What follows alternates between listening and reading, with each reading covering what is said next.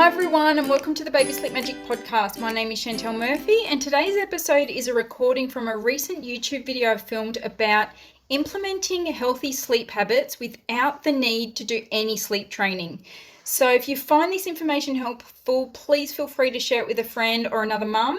Enjoy the podcast, guys. Hi everyone, today I'm going to give you some tips moving forward on what you can do to start implementing some healthy sleep habits without the need for sleep training. So this is really important. A lot of the families that I work with, a lot of the families that I see, we don't need to implement any sleep training at all. And that's by implementing these 6 pieces of the puzzle, which I'm going to go through with you in a minute on what they do. So the first piece of the puzzle is a dark room. Make sure that your room or the room they're sleeping in is really dark, like super dark. And what that does, it helps create melatonin. It also helps get your little one to go to sleep easier. It eliminates any distraction or stimulation. So in the end of the day, when your little one is either waking up after 40 minutes or 50 minutes, the opportunity for them to go back to sleep is so much higher if the room is pitch black. If the room is too light, generally speaking, they will have issues going to sleep, and they can also have difficulties linking their sleep cycles because the room isn't quite dark enough. And babies and even small children, all they need is a glimmer of light or a little tiny bit of stimulation, and they're awake. So the darker that room you can get, the better. And also, babies and children are not afraid of the dark. So what you want to do is make sure that, like I said, that room is really dark, and close the door as well, because babies under the age of 2.5, they have no sense of fear. So they're not afraid of their room, they're not afraid of their cot, they're not afraid of the bassinet. A dark room is a dark room. So yeah, darkness is key. And if you do need some more advice and tips on how dark is dark, I have done another video, a separate video on how to show you how a dark room is. So that's the first piece of the puzzle. The second piece of the puzzle is white noise. White noise is key. Babies come from the womb, it's quite noisy, it's loud. In the womb, it's around 90 decibels in there, 24/7. When they come out, ideally you want to have something that's quite noisy in terms of white noise. I generally recommend for my clients something that sounds like rain. It's got to be consistent, it's got to be quite loud.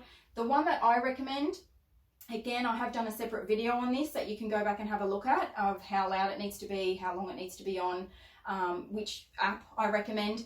But it's generally on my particular phone, it comes out around about 70 decibels. So it's completely safe. It's fine for babies to have in the bedroom.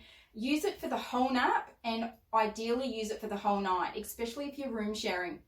Because what you'll find when room sharing, mum, dad, the pillows, the blankets, the doonas, they're all crunching, they're making noise, and even Barb as well making noise. And those noises are just going to kind of stir and wake everyone up. So white noise is definitely a key part when it comes to the piece of the puzzle. The third piece of the puzzle is a comforter. This is definitely a big piece. Every family and everyone, you do need to be aware, and you do need to be comfortable when you're introducing a comforter to your little one. I really don't recommend it under the age of 5 or 6 months of age. If you do want to introduce it, I probably wouldn't introduce it at nap time. Just purely introduce it to them when they're awake, when they're doing a bit of tummy time, when you might have them in the pram, when you might have them in the car, when they're just out and about, really. For sleeping, as long as your little one has their arms out, is when you want to start introducing the comforter. And this plays a really big key and a big piece of the puzzle. If your little one is attached to yourself or mum or dad or the breast or the bottle, they will find it difficult in most cases drifting off to sleep if they haven't got their own little prop. Us as adults have our own prop. Most of us would fall asleep with a pillow. And if we didn't sleep at night with a pillow, we would have a pretty rough night. And babies are the same. If their prop, yourselves, isn't there, they have a pretty rough night. So by slowly introducing a comforter, it will definitely help with that association. And it's a really long process. It doesn't happen overnight. A lot of the families I see say, oh yeah, we tried that, it didn't work. It's a process. It takes time. Most cases it can take 2 to 3, 4 months. And the key is to have it with you and introduce it and have it with them 24/7 until that bond and association is created. And then you can leave it in the cot for naps and bedtime only. So you don't find yourself with a toddler who's 3 years old walking around the shops with a piece of rag. Again, I have done a separate video on introducing the comforter on the highlights, which goes into a lot more detail. But again, that's just number 3 when it comes to the piece of the puzzle. Number 4 is timings. Timing is key. If you put your little one down too early, he won't sleep. If you put your little one down too late, he won't sleep. So every baby's got a sweet spot depending on their age. And I have got wake windows in my Instagram page as well under the highlights. So you know, depending on your baby's age, you can go and have a look at what's relevant to what your baby's capable of staying awake for. But again, like I said, every baby has a sweet spot. So, you know, as an example, a 6-month-old is capable of staying awake for about 2 hours. So at around about the hour and 55-minute mark, you want to at this point go into the bedroom that they'll be sleeping in and do a little bit of wind down time. And that just might be changing the nappy, putting on the sleep suit or sleeping bag and doing a little cuddle. And then at that point, putting them down to bed or feeding or whatever you would do at that point. But you don't want to drag out the wind down period for too long, and you don't want to leave it too late either, because timing is key. And like I said, every baby has a sweet spot, and you just need to figure out what that sweet spot is, because if you do try to put them down too early, they will protest and they will cry for a long period of time. If you put them down too late, they will probably catnap. That's generally one of the things you'll see with overtired babies. They'll catnap.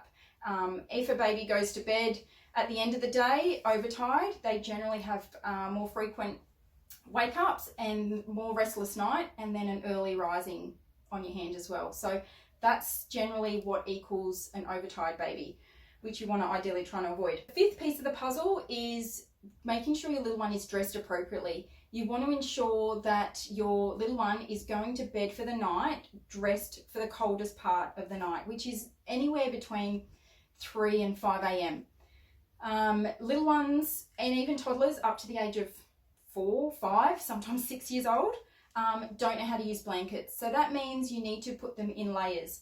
As an example, you know, right now, where we are right now in summer, you might want to be dressing your little one in a cotton onesie, long and longs, and then even have the fan on low or medium when it comes time to putting them to bed for the night. And then when you go to bed, then at that point you might want to turn the fan off or turn it down, just because when they generally go to bed, their bedtime might be anywhere between 6 and 7 p.m. and it's still warm. It's actually still quite warm and it's quite hot. But around 3 or 4 in the morning is when it gets cool, and if they're not dressed appropriately, they don't have the right layers on, they will wake up. They will be ready for their day. They won't be able to tell you they're cold. They don't understand they're cold. They just wake up kind of restless, not content, and they're certainly not going to go back to sleep. So yeah, layering them up in the right stuff is essential. The last piece of the puzzle, and I've left the best to last, food is key. I cannot rant and stress enough about food. If your little one is not yet on solids, my advice that I offer to all my clients is to offer a top-up meal before their nap. So your day might look something like they wake up at 6 a.m, you give them a boob, off bottle, depending on what they're on. You might give them one side of the boob, both sides, whatever they'll have, a full bottle, whatever they'll have. Then around about 2 hours before they're ready to go down back for their nap, depending on their age, you would then at this point offer a top-up. So if your baby's 6 months old, capable of staying awake for 2 hours, at around about an hour and a half, an hour and 45 minutes, I would at this point offer, or advise to offer, a top-up. This might be one side of the breast or 40 to 60 mils of a bottle. And do this in the light environment. You don't want to do this in the bedroom, in the dark environment. You really at this point want, it's business. We're filling up Bub's tummy. This is not an opportunity for him to doze off and have non-eyes and have a cuddle. It is business. We are filling up the tummy, enabling him to be able to go to sleep and stay asleep for a longer period of time. So food is key. If your little one is beyond 6 months and is on solids, my advice is to probably, if you do have a settling issue, increase those solids. Babies and toddlers are very good at controlling their own calories. So that means the more amount of food they're getting overnight, if they're feeding milk, boob, whatever they're getting overnight, it's taking away from their calories through the day. And that is the biggest tip I can give you. If you give them more food during the day, settling them at night and getting them to sleep better and longer overnight on even lengthier periods of time through the day is so much more successful when their tummy is full. and I say this to all my clients, when we go to a buffet, all you can eat, what do we want to do when we come home? We just want to come home and veg out and go to sleep. And that's how we want your baby to feel once they've been fed. We want them to feel relaxed, content, and to be able to go to sleep, and to sleep longer than 35-40 minutes. If you put your baby down and they're due for a feed in an hour, they are not going to sleep beyond an hour. They're just not. They're not capable of doing that even if they wanted to, because they're hungry.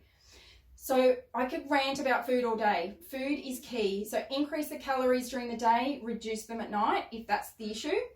And then above all this, if your little one doesn't know how to self-settle, by implementing these 6 pieces of the puzzle, doing the self-settling or trying to do some self-settling after you've implemented all these processes becomes so much easier. And in some cases, sleep training isn't even needed. You might find that your little one is easily going to sleep, is sleeping longer periods of time and not waking up so much through the night because they're content. You know, if the room's really dark, the white noise is reasonably loud, they've got a comforter that they're finally in love with or started to bond with, you know, they're dressed appropriately, the timings are spot on, and their tummy is full, most cases, and most families I work with, they don't need to implement sleep training. All these pieces of the puzzle line up. They do this over a period of 5 or 10 days, and then they are generally, the babies are happier and they figure it out. They can actually self-settle. And if you need to help them with that by being there with them, holding their hand, patting their bum, rubbing their back, all that becomes so much easier when you're not fighting a child that's hungry, or the room's really light and they can see everything, or